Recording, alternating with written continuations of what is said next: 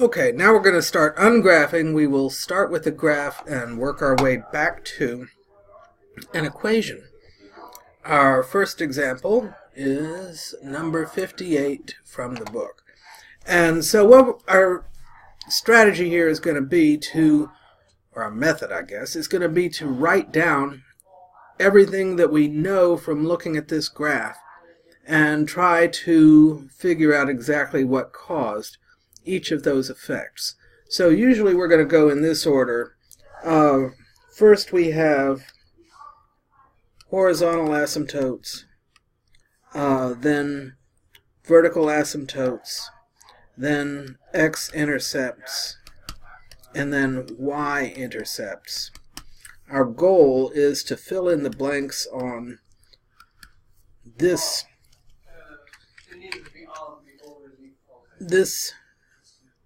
expression. We have x minus some number, or a times some number of factors in the numerator and some number of factors in the denominator.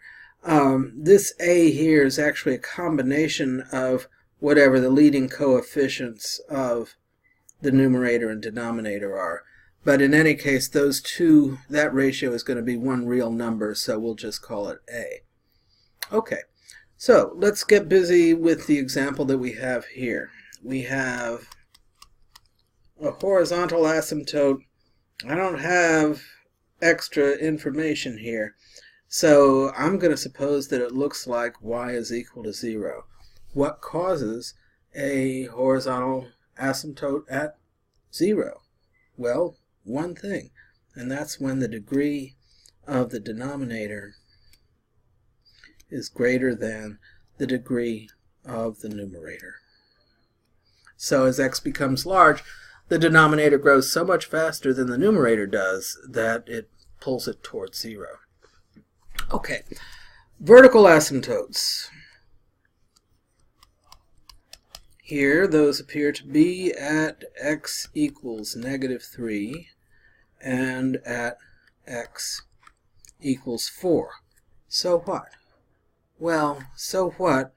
It means we know, I don't know what the numerator is yet, but I know that the denominator has an x plus 3 and an x minus 4 in it. Okay. What's going to tell me about the numerator is the x-intercepts in the graph. Here we appear to have one at x equals 3. So the x-intercept at x equals 3 says that x minus 3 is in the numerator. So far we have y is equal to some unknown scalar times x minus 3 in the numerator, x plus 3 times x minus 4 in the denominator. And what's left to do is to figure out what this coefficient up front might be. And we're going to do that the same way that we did for polynomials. We're going to plug in some extra information that we know and haven't used yet. And what that extra information is right here at the x-intercept, no, that's the y-intercept, which is 0, -2. Okay, so 0, -2 is our y-intercept. So I plug in -2 is equal to unknown a times 0 minus 3 over 0 plus 3 times 0 minus 4. So I have -3 over -12 times a. So 1 over 4 times a. And lest we forget, that's equal to 2. right? So that means that a, multiplying both sides by 4, is negative 8. So our whole thing is, big finish here, y is equal to negative 8 times x minus 3 over x plus 3 times x minus 4. Okay, we haven't finished our work until Desmos agrees with us. So let's check that out.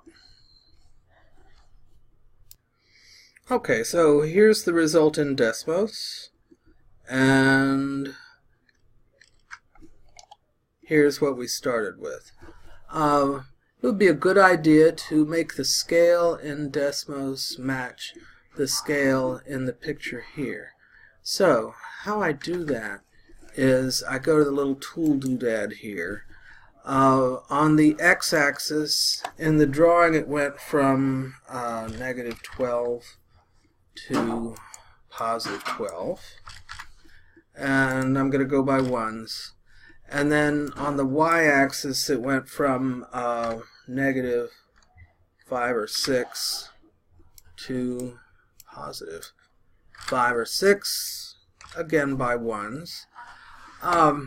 Okay, let's see how that looks and compare this to what we had over here, and folks, I think that's not bad at all.